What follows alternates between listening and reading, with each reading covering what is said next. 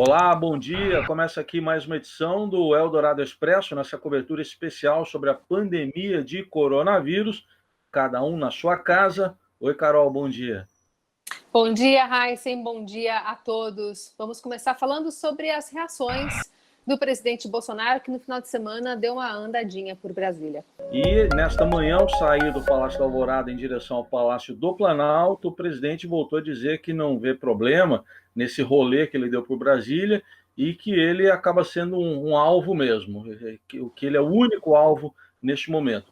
Ele repetiu que pode assinar um decreto fazendo com que algumas atividades essenciais sejam retomadas, ou seja, na prática rompendo o isolamento social, mas não disse que atividades seriam essas, nem exatamente se vai mesmo assinar o decreto, nem quando isso pode ocorrer. O presidente não quis comentar também o fato de o Twitter ter apagado duas postagens dele desse passeio ontem pelo Distrito Federal. Afirmou o presidente que é uma empresa particular e que ele não iria discutir. O slogan daquela campanha, O Brasil Não Pode Parar, que é o mote aí para o presidente fazer essas andanças, também está comprometido porque uma decisão da Justiça Federal determinou a retirada dessas peças publicitárias.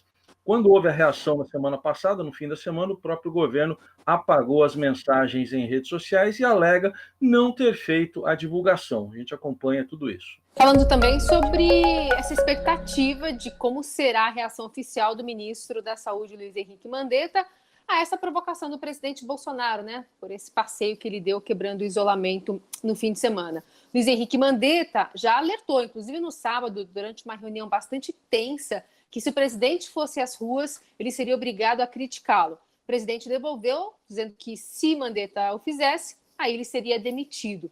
Esse bastidor foi contado aqui no Estadão pela colunista Eliane Cantanhede, que hoje também informa que, apesar dessa provocação, Mandetta se recolheu, pediu paciência, inclusive à equipe, e enviou aos membros da sua equipe um poema de Drummond de Andrade, aquele, no meio do caminho tinha uma pedra.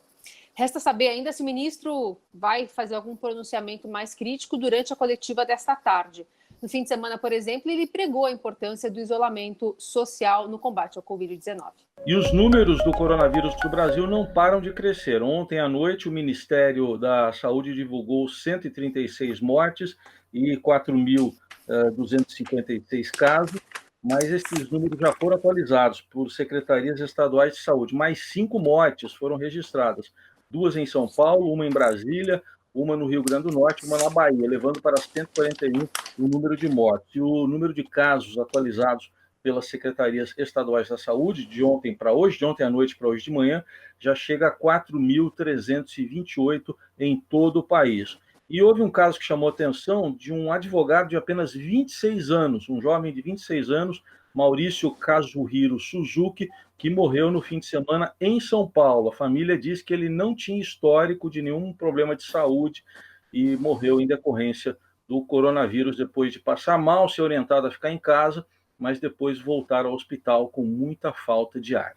O presidente Bolsonaro também evitou comentar a decisão do presidente americano Donald Trump, que mudou o rumo do combate à Covid-19 no país. Segundo Bolsonaro, o Brasil é muito diferente de qualquer outro país.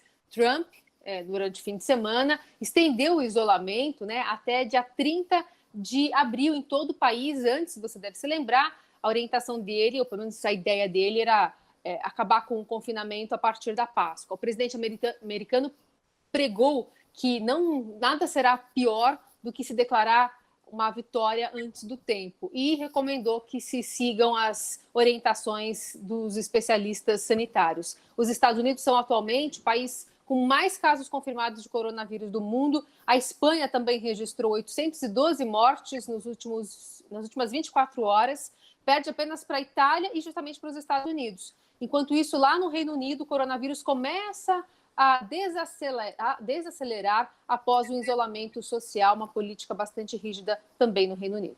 E hoje foi anunciada a data dos Jogos Olímpicos de Tóquio, né? Você se lembra, a Olimpíada foi adiada na semana passada, foi dada a notícia de que ficaria para o ano que vem, e agora o Comitê Olímpico Internacional confirma a data dos Jogos Olímpicos. No ano que vem, entre 23 de julho e 8 de agosto, e depois Jogos Paralímpicos de 24 de agosto a 5 de setembro.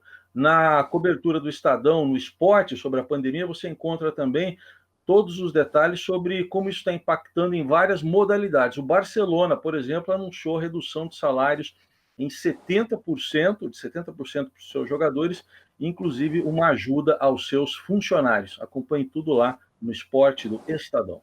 E fechados por conta do coronavírus, os museus estão reforçando a interação nas redes sociais por meio de sites e aplicativos. Algumas instituições na área de cultura e também de arte aqui na capital estão apostando na divulgação online das suas coleções. E a gente tem alguns exemplos que estão no Estadão de hoje. Tem o Instituto Moreira Salles, a própria Pinacoteca do Estado, o Itaú Cultural e até o MAM. Por outros estados brasileiros também há um movimento parecido. O Instituto Inhotim de Minas, o Museu do Amanhã no Rio e o Museu Oscar Niemeyer do Paraná também apresentam parte do seu acervo nas redes sociais e na internet para quem quiser visitar sem sair de casa. Estas e outras notícias da nossa cobertura especial sobre a pandemia de coronavírus você acompanha nas plataformas do Estadão. Obrigado, cada um na sua casa. Até amanhã. Ótima semana a todos.